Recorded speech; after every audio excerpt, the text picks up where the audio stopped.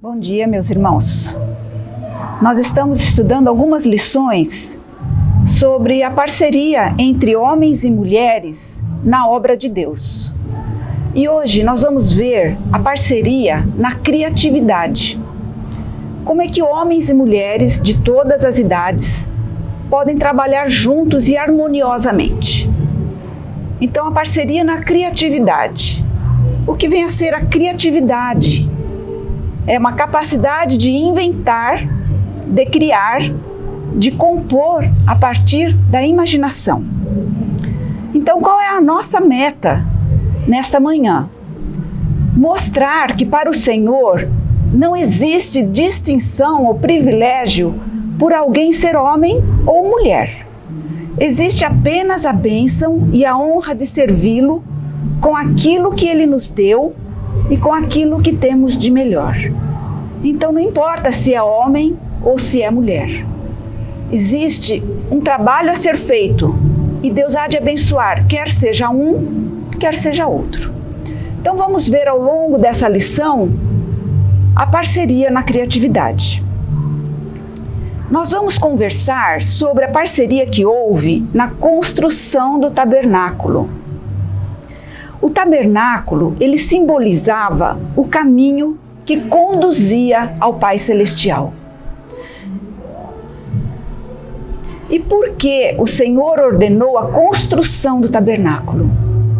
O tabernáculo, com os utensílios, os móveis e as especificações, simbolizava Cristo. Na verdade, o tabernáculo é uma sombra de Cristo. Por isso, então, a importância de se estudar a parceria entre homens e mulheres ao redor da construção do tabernáculo, pois o nosso envolvimento com a obra do Senhor precisa ser completa. E a gente vê no tabernáculo que havia utensílios de ouro, e esses utensílios representavam a glória de Deus. Como exemplo, nós temos as tábuas das paredes do tabernáculo, que eram de madeira de acácia, folhadas a ouro. E o que isso significa? Simbolizava a vida do homem regenerado, revestido da glória de Deus. Então a gente vê que tudo aponta para Cristo, para a obra de Deus na nossa vida. A prata, os utensílios de prata, apontava para o alto preço que seria pago pela nossa salvação, o precioso sangue de Jesus. Um exemplo disso são as bases de sustentação de cada tábua. Cada tábua tinha 2 bases de prata e simbolizava que a base para uma vida restaurada é o sangue de Jesus. Então tudo realmente aponta para Cristo. O bronze simbolizava o juízo divino contra o pecado. Como exemplo, nós vamos ver o altar de bronze. Esse altar, ele ficava no pátio externo. Quando a pessoa entrava ali no pátio, a primeira coisa que ela via era esse altar de bronze, onde o substituto do pecador seria imolado. Era de madeira de acácia, revestido de bronze por dentro e por fora. Simbolizava que o Cordeiro de Deus pagaria de uma vez por todas o preço dos nossos pecados. O bronze, então, significa a justificação. Então, o tabernáculo lembrava aos israelitas que Deus os acompanhava em suas peregrinações. Era o centro da vida religiosa, moral e social. E lembra também que Deus é santo e majestoso. Então o povo de Deus, ao construir o tabernáculo, ele estava sendo introduzido à presença do nosso Deus. Essa construção serviu de escola para que homens e mulheres descobrissem quão úteis poderiam ser se estivessem dispostos ao ensinamento, à capacitação e ao direcionamento que vem do Senhor. E para concretizar os projetos que Deus tem nos confiado, vamos ver a bênção de homens e mulheres trabalharem juntos. A bênção de ofertar é para todos. Tanto homens como mulheres podem ofertar, uns mais, outros menos, dependendo da sua capacidade. E Deus disse a Moisés em Êxodo 25:2: Fala aos filhos de Israel que me tragam oferta. De todo homem cujo coração o mover para isso, dele recebereis a minha oferta. E como resposta a esse chamado, vieram homens e mulheres, todos dispostos de coração. Trouxeram fivelas, pendentes, anéis, braceletes, todos os objetos de ouro. Todo homem fazia oferta de ouro ao Senhor. Mas eu pergunto, como um povo escravo tinha tanto a dar? Eles ficaram no Egito 430 anos como escravos. E como eles tinham isso tudo? Porque fala em Êxodo capítulo 3, verso 21, Deus falou: Eu darei mercê a este povo aos olhos dos egípcios, e quando sairdes, não será de mãos vazias. Então, quando o povo de Israel saiu do Egito, eles receberam dos egípcios ouro, prata, receberam bronze, tecidos, pedras preciosas, óleos, madeira, tudo eles receberam dos egípcios. E com isso eles conseguiram ofertar ao Senhor. E eu falo, meus irmãos, que é um privilégio poder contribuir com a obra do Senhor. Eu vou citar aqui 3 formas de estarmos contribuindo hoje com a obra do Senhor. A primeira é sustentando um missionário. A gente vê no primeiro livro dos Reis, capítulo 17, verso 9, que o profeta Elias ele foi sustentado por uma pobre viúva. Esse versículo diz o seguinte: Dispõe-te, falou para Elias, e vai a Sarepta, que pertence a Sidom, e demora-te ali, onde ordenei a uma mulher viúva que te dê comida. Então, aqueles que estão na linha da frente precisam ser encorajados por aqueles que ficam na retaguarda. Nós temos um exemplo no primeiro livro de Samuel, no capítulo 30, quando Ziklag foi saqueada pelos amalequitas. Davi livra os cativos e estabelece a lei da divisão da presa. No verso 24, ele diz o seguinte: Porque qual é a parte dos que desceram a peleja, tal será a parte dos que ficaram com a bagagem. Receberão partes iguais. Então Deus chama uns para irem ao campo missionário e aos demais para sustentar aqueles que vão. Então todos nós temos uma missão no sustento do missionário. Ou nós somos o missionário que vai, ou nós somos aquele que sustenta o missionário. Outra forma de contribuir com a obra do Senhor é sendo hospitaleiro. Nós vemos isso no segundo livro dos Reis, capítulo 4, versículo 8, quando a sunamita hospedou Eliseu. Diz esse verso: Certo dia passou Eliseu por Sunem, onde se achava uma mulher rica, a qual constrangeu a comer pão. Daí todas as vezes que por lá passava, entrava para comer. Essa mulher, ela não só recebia Eliseu para comer na sua casa, como também construiu um quarto para ele.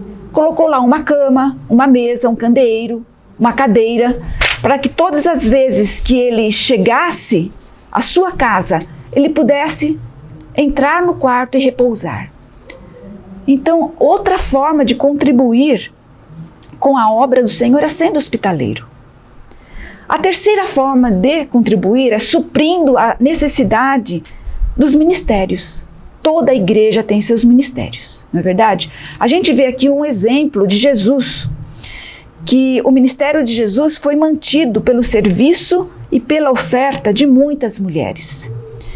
Em Lucas 8, dos versos 1 a 3, diz que Jesus andava de cidade em cidade, de aldeia em aldeia, ele ia com os seus discípulos e com algumas mulheres que o seguiam, como Maria Madalena, Susana, Joana e muitas outras mulheres que lhe prestavam assistência com os seus bens. Então, sustentar o ministério da igreja é servindo. Nós aqui na nossa igreja temos o ministério infantil, ministério de jovens, adolescentes. Todos esses ministérios precisam do nosso serviço. Nós precisamos arregaçar as mangas e nos dispor. Essa é uma outra forma de suprir a necessidade dos ministérios, ora servindo, ora ofertando. Então precisamos estar atentos a essa necessidade de contribuir com a obra do Senhor. E a bênção de trabalhar é para todos. Todos foram chamados para trabalhar. Todos temos talentos, recebemos do Senhor dons e talentos e precisamos pôr em prática. Os israelitas se entregaram de corpo e alma para a construção do tabernáculo, pois deram os seus bens, o seu tempo, os seus talentos e a sua criatividade. Cada um fazia a sua parte, seguindo à risca as especificações dadas por Deus. E a gente vê que para a construção do tabernáculo tinha todo tipo de serviço. Artesãos para trabalhar com metais, madeira e pedras preciosas. Tinha serviço para bordadores, costureiros, tecelões, artífices, ourives, ferreiros, escultores, cortadores de madeira, carregadores, marceneiros, construtores, lapidadores, joalheiros, curtidores, fabricantes de tendas e muitos outros serviços. Então a gente vê que para a construção do tabernáculo tinha serviço para todo mundo. E eu digo que para a igreja local hoje também há serviço para todos. Basta que a gente se disponha a servir. Então a bênção de trabalhar é para todos. Trabalhar na igreja significa que você será parte de uma equipe na qual pessoas diferentes compartilham o amor pelo Evangelho de Jesus Cristo. É um local de trabalho onde sua contribuição espiritual é valorizada. E o final glorioso da parceria na construção do tabernáculo foi contemplar a glória do Senhor enchendo a obra de suas mãos. Vou ler novamente. O final glorioso da parceria na construção do tabernáculo foi contemplar a glória do Senhor enchendo a obra de suas mãos. Todas as vezes que trabalhamos para o Senhor, nós estamos glorificando o nome dEle. Nós damos a oportunidade do Espírito Santo trabalhar por meio de nós e em nós. E isso é uma honra para aqueles que o servem. Mas o que dificulta a descoberta dos talentos para prestarmos um bom serviço a Deus e aos irmãos? Existem algumas coisas que dificultam essa descoberta. Vamos ver 3 delas. Uma comunhão deficiente com os irmãos e com Deus. Com essa pandemia, meus irmãos, muita gente, eu também falo por mim, fiquei em casa assistindo os cultos em casa, online. E com isso, nós deixamos de estar ombro a ombro com o irmão, de ter uma comunhão com o irmão. E essa comunhão deficiente com os irmãos nos torna insensível para com a necessidade da igreja. Nós não percebemos a falta que faz o nosso apoio, porque como não estamos aqui participando do trabalho, nós não percebemos as dificuldades que a igreja está tendo no serviço. E com isso nós não nos dispomos a trabalhar, porque não estamos aqui. Por isso o apelo é: volte, participe da comunhão dos irmãos, dos cultos presenciais, esteja aqui na igreja, para que nós possamos restabelecer a comunhão uns com os outros. Outro também é a comunhão deficiente com Deus.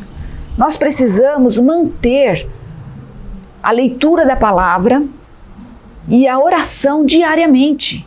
nas nossas casas, nós precisamos ter uma comunhão com Deus diária. Porque essa comunhão deficiente com Deus, se nós não mantivermos, nós não percebemos o que Ele quer nos mostrar e a área em que Ele quer nos usar.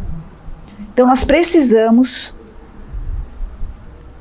restabelecer a comunhão com os irmãos e estabelecer uma comunhão forte com Deus.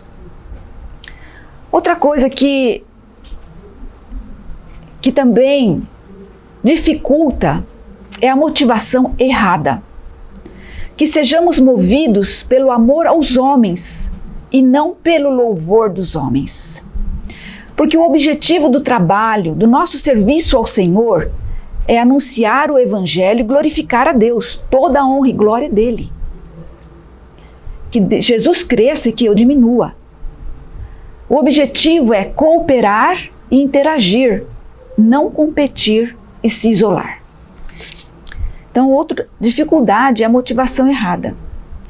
E a terceira dificuldade é o desconhecimento bíblico. Como eu não leio a Bíblia todos os dias, não estou em comunhão com Deus todos os dias, não oro regularmente, eu acabo tendo essa dificuldade. A palavra de Deus que nos foi revelada tem um propósito claro: conhecermos o Deus único e verdadeiro e como devemos seguir, para que o nosso esforço não seja inútil. Jesus disse: errais, não compreendendo as Escrituras, nem o poder de Deus.